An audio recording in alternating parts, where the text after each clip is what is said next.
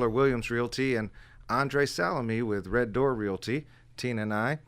And we're talking about what makes for a good situation for you as a buyer. For you, what makes the right decision for you? And of course, some of that's very subjective, and we talk about some of that, but some of it's pretty objective. We mentioned in the last, before the break there, the idea of debt to income ratios.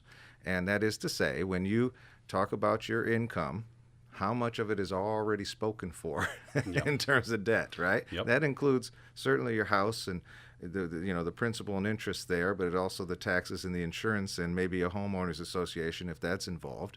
It also includes your car payment and your credit card bills and so on and so forth, right?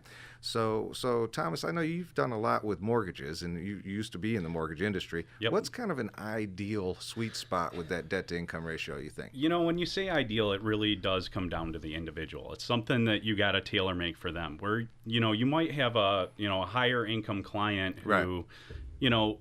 When we're talking about an extra 20%, with the higher income, if you're making $100,000 a year, that's a lot more extra spending money than somebody who's necessarily down towards the bottom of the income spectrum. Yeah, Well, that's a right, good point. and that's a great point. I mean, if I'm knocking down $20,000 a month, Yeah. I can pretty much afford to spend 50% of it on debt. Yeah, because I'm it's no still problem. holding $10,000 a month for Exactly. investments and so on and so forth. But let's talk, a little more middle class here. But if we're talking where the majority of our clients are, which Yeah. is kind of middle income, your average American family, there's actually two different sides. There's what's called front end and back end Yep, PTI. right. The front end is that's your housing, your insurance, your private mortgage insurance, those type of things all roll up into the front end, and the back end is going to be that plus your car payment and all that stuff. Right. So realistically, if you're talking automatic underwriting, a good rule of thumb is there's the numbers you can get approved for, and there's where you really should be. Let's talk where you should be. I know what you could do, but Andre said, just because you're approved at $200,000 doesn't mean you need to spend $200,000. Here's let me say it plain, folks. American Dreamer, hear me. Just because you can doesn't mean you should. Let's talk what would make sense here. I go back to the old ratios. I say, 29% of your income towards your primary housing expenses. And then if we're talking back end, maybe total not more than 35. I like it. Because listen, American Dreamer, you've got to think about more than just your house payment here.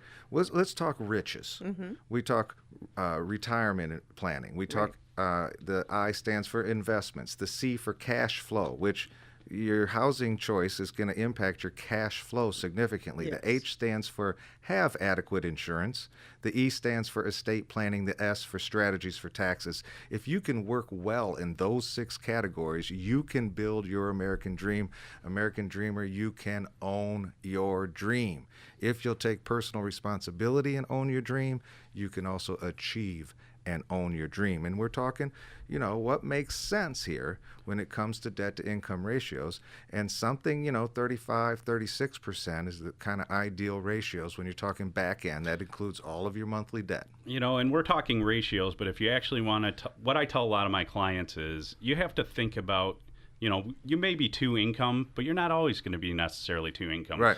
People have babies, people, Right. get laid off. So you need to think about where you're Absolutely. comfortable if something happens and where you can live at. Right. Yeah, So, that's a good Well, point. other categories here, sort of objectively